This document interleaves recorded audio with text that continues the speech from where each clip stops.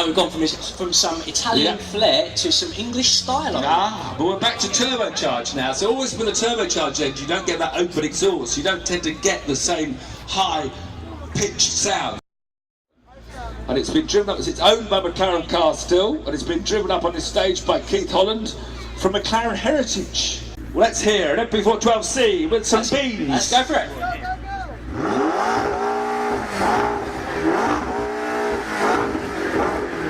As you said, Tiff, turbocharged, so it's not going to be quite as noisy. 116 decibels. Quiet but smooth, sir. Very surreal. Oh, you tell your big MP412. It's always the big battle with that or a Ferrari 458 or the McLaren. I always think it's that. What tugs you more? Is it the engineering or is it the excitement and the passion? That's always the big challenge between those. I think this is a fabulously selfish. Well, you must love them. You're obviously a sad loner. You don't take girls out at all, or boys. I don't care which way you go, but you can't. I'm not sure if this had a passenger seat that a girl would want to come out in this with me. Well, let's have some noise from a BAC mono. 113 decibels. 113. Thank you, sir. Thank you so very much. Had a friend. This is one I'd have. Exactly. See. Mind you, you still get your trousers wet. Oh, he said 127. 127 is the leading decibel from the Dodge Viper at the moment. He's running it in. Oh, what's the excuses already? Well, this is, of course, going to be one official pace. Give it some revs. It won't harm me much.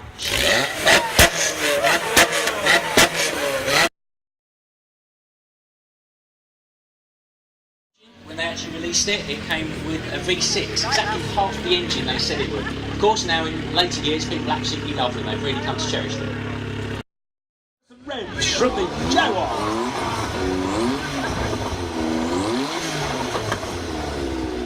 That was a lot more quiet, a lot more genteel. 113 decibels. And it's noisy. And it's only rear-wheel drive. Because ever since Audi bought Lamborghini, they've all gone Vorsprung duck on Lamborghinis and made them all four-wheel drive. And to be honest, you don't need four-wheel drive anymore in a supercar. You need 100 horsepower from a Lamborghini Diablo sound like, with some revs.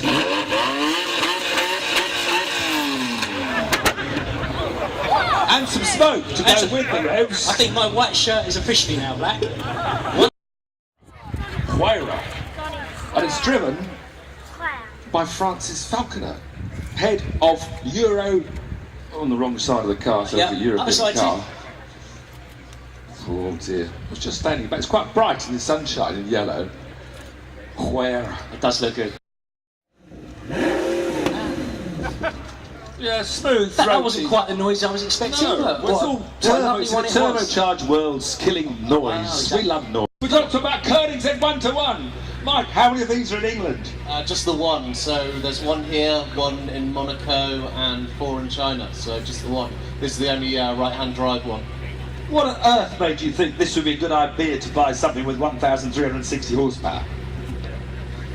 I think, well, I was roped into it by Supercar cars. They wanted to know if anyone was crazy enough to buy a car like this, and unfortunately I got the phone call. What have you had before this? So I've got Ferraris, I've got a 458 here, a 16M and a 599 Alonso. Go for it.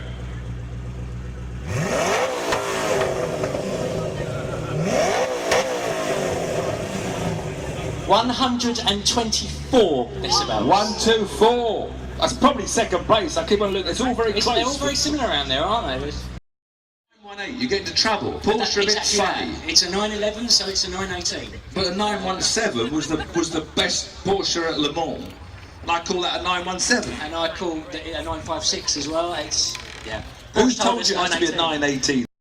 Now I don't think it's. Oh, it's a nice.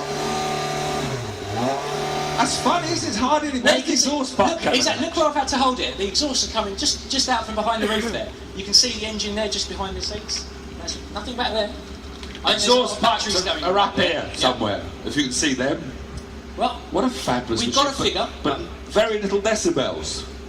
Very little indeed, 111. Not the noisiest, I mean, certainly it was the quietest coming up. Are you sure that's the cars we're used to? And next, Tony, it's red, so it has to be. This is just stunning. I've just noticed. I've never noticed this before. Those wing mirrors. They aren't. One looks longer than the other one. Am I going crazy? It's ridiculous. You've got me wondering now. Eh? Mirrors out on pods. Was it just the way you look at the car? And you had a go at me about talking about doors. Worried about. No, we'll put it in the red. Don't muck about.